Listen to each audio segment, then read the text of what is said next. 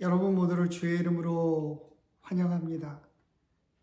2022년 2월 27일 오늘 유튜브 라이브 스트림은 저희들 와이파이 문제로 인해서 업로드가 되지 않았습니다. 그래서 다시 한번 영상을 녹음하고 저희들 올려드립니다.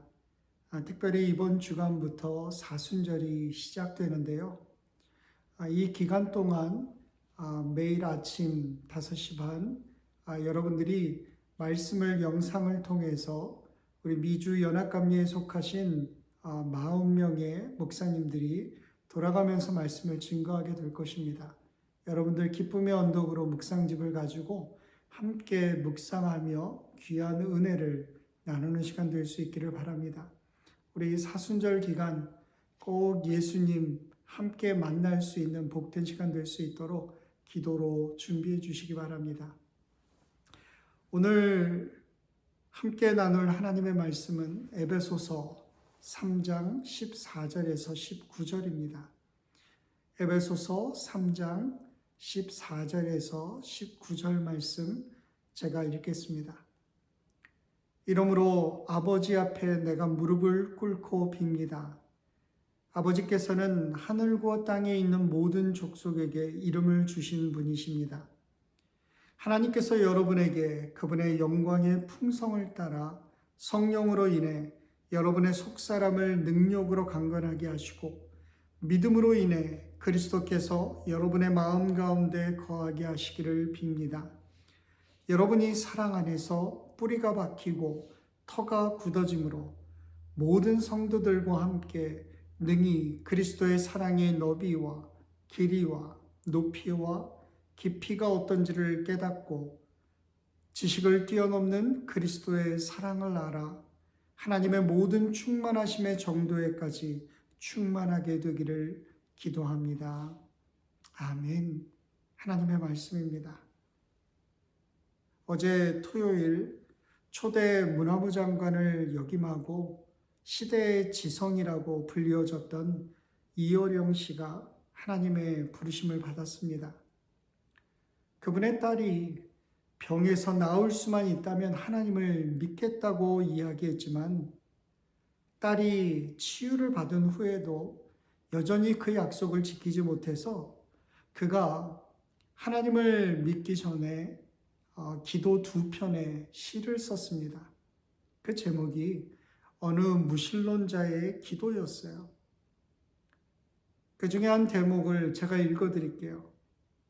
당신을 부르기 전에는 아무 소리도 들리지 않았습니다. 당신을 부르기 전에는 아무 모습도 보이지 않았습니다. 하지만 이제 아닙니다. 어렴풋이 보이고 멀리에서 들려옵니다. 그가 여전히 하나님을 믿지 않았지만 하나님께 기도하기 시작하면서 어렴풋이 무언가를 보기 시작했다는 거예요. 그리고 그는 결국 70세가 넘어서 하나님을 만납니다. 그리고 평생 이 은혜의 삶을 살다가 이제 세상을 떠나신 거예요. 저는 목회를 하면서 참 열정을 품고 하나님의 일에 뛰어드는 사람들을 많이 보았습니다. 특별히 젊은 사람들이요. 그 특유의 혈기와 열정으로 뜨겁게 헌신하는 모습 참 감동적이에요. 그런데 문제는 그렇게 뜨겁게 뛰어들던 사람들이 오래 지속적으로 헌신하지 않는다는 것입니다. 저는 그 이유가 그분들이 주님을 사랑하지 않아서가 아니라고 봐요. 대화해 보면 정말 주님에 대한 그 사랑의 열정이 식지 않습니다. 주님을 향한 마음과 열정은 있는데 이 세상에서 주님을 위해 헌신하는 삶을 지속적으로 살아가는 게 그만큼 쉽지 않다는 것입니다. 헌신한 그 삶을 포기해버린 그 사람들에게 가서 다시 한번 권면하면 대부분 자기도 잘 알고 있다는 식으로 이야기를 해요. 그들의 답을 몰라서 그렇게 사는 것이 아니라는 것이죠. 답은 아는데 그 답대로 살아갈 능력이 없기 때문에 그렇게 살아가고 있는 거예요. 내가 이렇게 살아가는 건 싫지만 그러나 그것이 잘 안 된다는 거죠. 제가 이번에 한 주간 뉴욕에 다녀오면서 그 이유가 영적인 경건 생활에 실패해 있다는 것을 참 많이 생각해 보고 왔습니다. 우리가 경건의 모양은 있지만 사실 경건의 능력이 없어요. 그래서 너무 자주 실패합니다. 말씀으로 훈련받고 또 기도를 통해서 영적인 마음을 품은 사람이 될 때 우리는 지속적으로 하나님의 일에 헌신하는 사람이 될 수 있는 거예요. 우리가 얼마나 많이 알고 있느냐? 여러분, 그것은 문제가 안 돼요. 중요한 것은 얼마나 우리가 꾸준히 주님을 만나고 주님이 주시는 능력을 덧입고 살아가느냐입니다. 우리가 변하지 않으면 세상도 변하지 않아요. 세상의 변화는 바로 나 자신으로부터 시작한다는 거죠. 여러분, 영국의 유명한 설교가였던 찰스 스펄전이라고 하는 목사님이 계시는데요. 그분이 이런 얘기를 해요. 하나님의 은총의 다리로 코끼리가 건너갈 수 있다면 의심할 나위 하나 없이 조그만 쥐 한 마리도 쉽게 건너갈 수 있다. 여러분, 복음의 회방자였고 정말 죄인 중에 괴수라고 고백했던 사도 바울과 같은 그런 엄청난 사람도 하나님의 놀라운 은혜 때문에 그 은혜의 다리를 건넜습니다. 불신앙과 무지 속에 살던 옛사람을 청산하고 믿음과 사랑으로 충만한 새 사람이 될 수 있는 다리를 그가 건넜다는 거예요. 여러분, 그렇다면 정말 아무것도 아닌 것 같은 보잘것없는 작은 쥐와 같은 우리들은 말할 것도 없습니다. 그러니까요, 나는 안 돼. 나는 별로 가망이 없는 것 같아. 나 같은 사람이 어떻게 구원받아? 여러분, 이렇게 우리가 말하지 말라는 것입니다. 하나님께서는요, 그 어떤 누구라도 구원하실 수 있음을 믿어야 한다는 거예요. 여러분, 우리의 삶에 정말로 변화가 필요하지 않습니까? 사도 바울은 이 에베소서 3장에서 이제 하나님께서 은혜의 선물로 주신 것을 따라서 자신에게 맡겨진 것을 깨닫고 하나님 앞에서 감사함으로 지금 기도하고 있는 거예요. 주님이 주신 소명, 그것이 있다면 기도의 사람이 되어야 합니다. 기도는 경건에 이르기를 연습할 수 있는 가장 좋은 도구예요. 우리가 기도할 때 성령의 충만함을 느낄 수 있게 됩니다.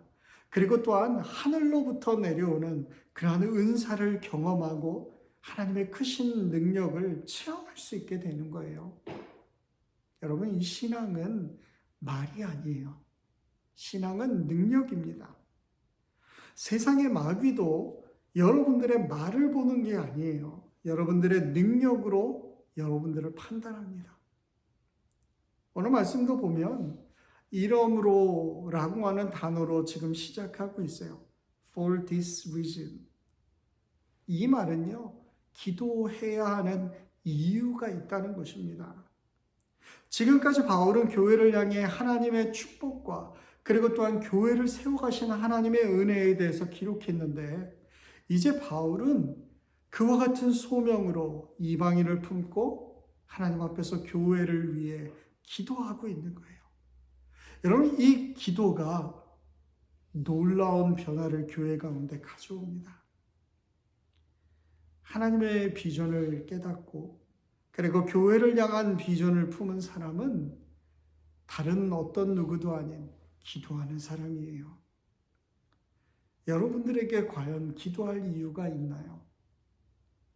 기도의 이유가 분명하고 기도할 제목이 있는 사람은요, 기도를 게을리해서는 안 될 사람들이에요. 많은 사람들이 헌신을 다짐하고 결단하지만 무너지고 쓰러지는 이유는 그들이 무능해서가 아니라는 것입니다. 기도의 능력을 상실했기 때문이에요. 우리가요, 정말 가끔 말이죠, 주님의 이름으로 주님을 위해서 굉장히 많은 것들을 한다고 분주해요. 그런데 정작 주님과는 교제가 없는 그런 이상한 사역을 할 때가 많아요. 그런 이상한 섬김이 우리들 가운데 있습니다. 여러분, 어느 날 문득 내가 열심히 섬기다 보는데 어느새 그것이 주님의 일이 아니라 이제는 내 일이 되는 거예요. 주님께 물어보지도 않고 그냥 이거는 주님의 일이겠거니, 여러분 그렇게 믿고 그냥 밀려서 그렇게 그 일을 하게 되는 겁니다.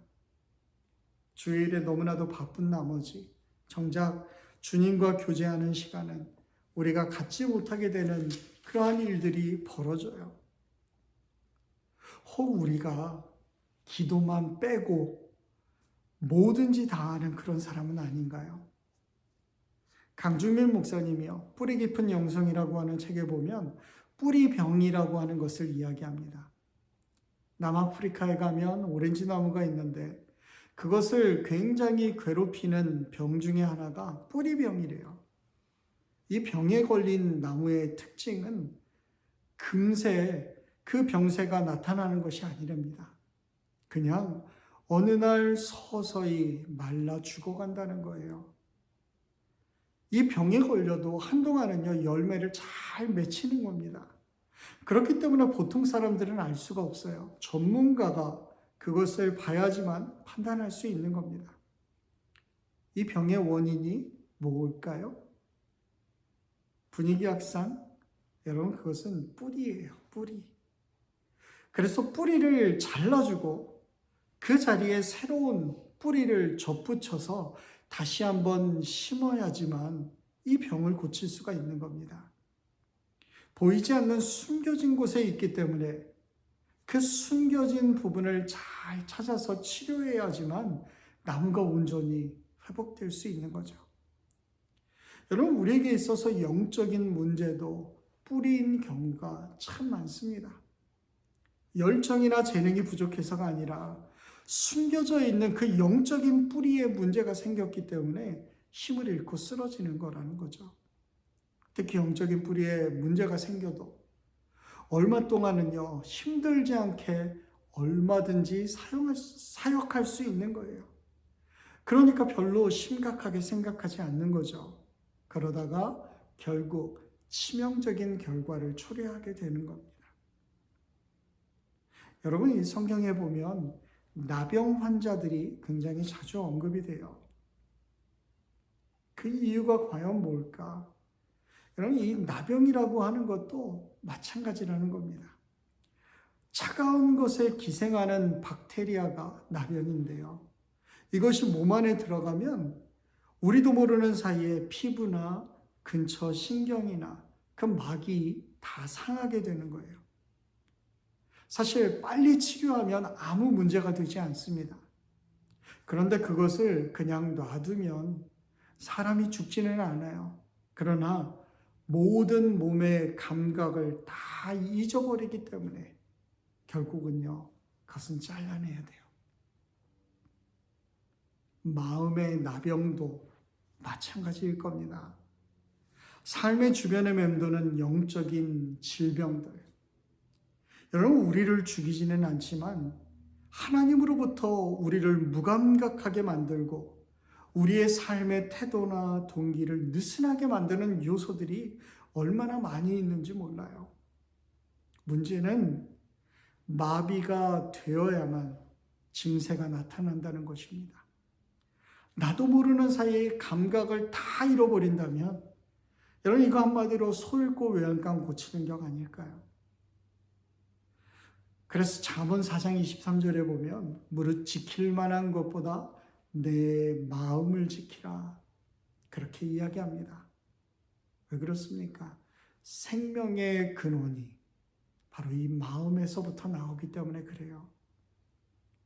우리의 마음이 위험한 지대에 놓여 있는지 여러분, 그것을 확인하려면 기도해야 되는 거예요. 영적인 온전함의 적은 바로 분주함입니다. 우리가 너무 바빠서 기도하지 못하는 거죠. 기도해야 할 이유가 분명히 있음에도 불구하고 솔직히 기도의 시간 잘 갖지 못해요. 저도 교회에 나와서 기도하는 시간을 잘 갖지 못하다 보니까 기도하는 시간이요, 이전에 새벽 예배를 드리러 교회를 갈 때보다는 훨씬 더 많이 줄었음을 이번 주간 뉴욕에 가서 기도하면서 참 많이 회개했습니다.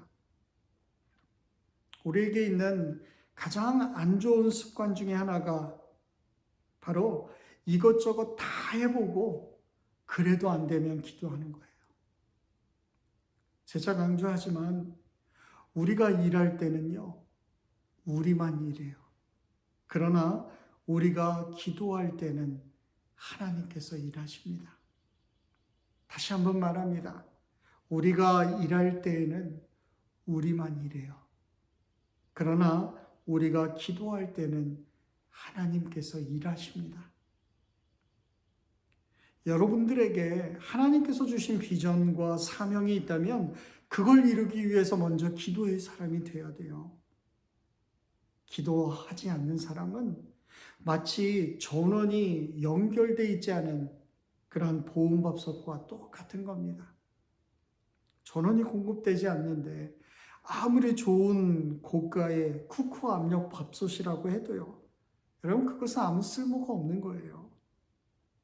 기도로 무장하지 않은 사람은 하나님의 능력을 경험할 수 없는 그냥 무능한 사람이 될 수밖에 없는 것입니다.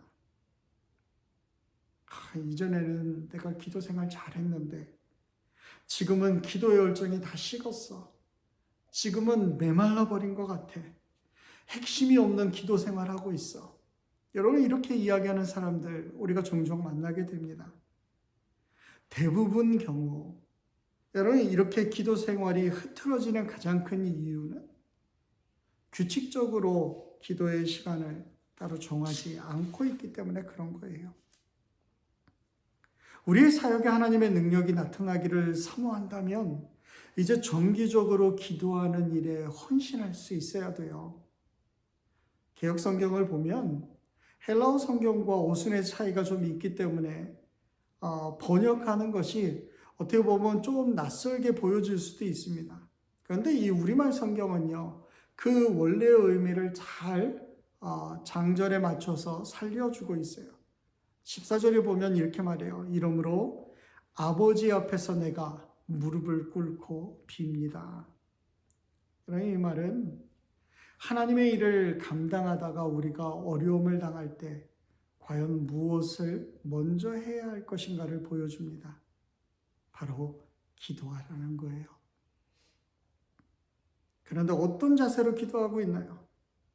이 본문 보니까 무릎을 꿇고 기도해요.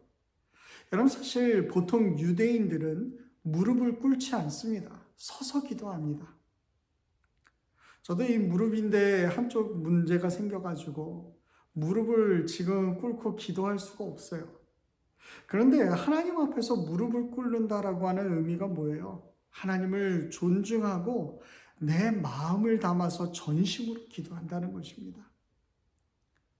철로 역정을 썼던 존 버년이 마음 없이 말로만 하는 기도보다 말은 없어도 마음을 가지고 기도하는 것이 더 중요하다, 그렇게 말했어요. 여러분, 그만큼 하나님 앞에 나아갈 때 우리의 마음이 너무나도 중요해요.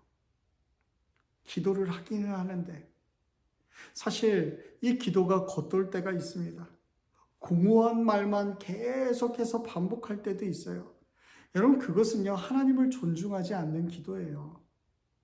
진실한 마음이 담겨져 있지 않은 기도, 그냥 상투적인 표현으로 시간만 때우는 기도, 의미 없는 말만 반복적으로 하는 그러한 기도의 습관을 버리라는 것입니다.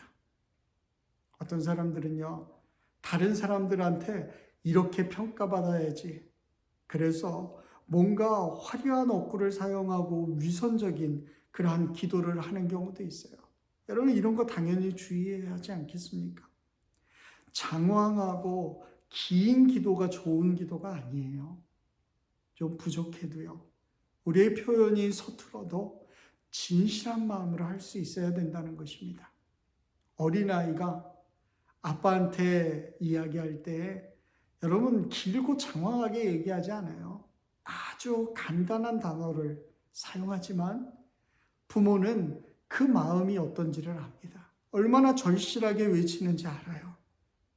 그러기에 하나님께서 정말 감동적인 미사옥구에 감동받는 게 아니라 진실한 마음이 담긴 기도를 받으시는구나.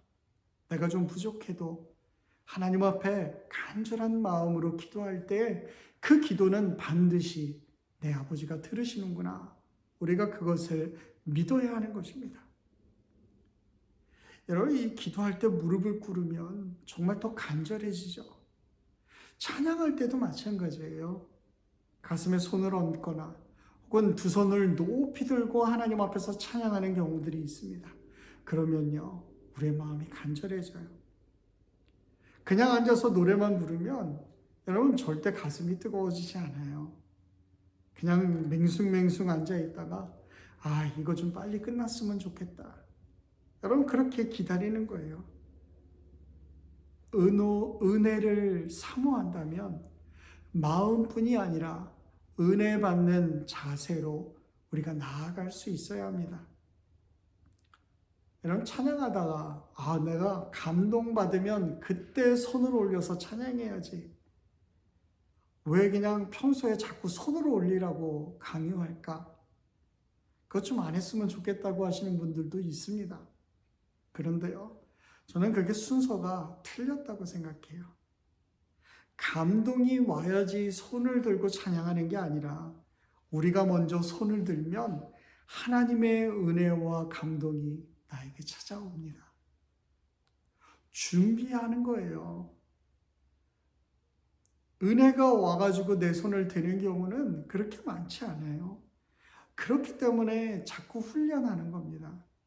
우리의 마음을 하나님께 집중할 수 있도록 일종의 액션을 내가 먼저 취해보는 거예요. 그래서 손들기도 하고 눈을 감기도 하고 가슴에 손을 얹기도 하고 무릎을 꿇기도 한다는 것입니다.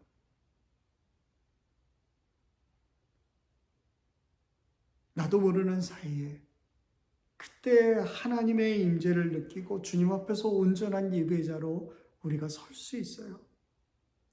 여러분 엘리야는요 하나님 앞에 간절히 기도할 때 무릎 꿇는 것 그것도 부족해가지고요 무릎 사이에 머리를 넣고 하나님 앞에 기도했습니다.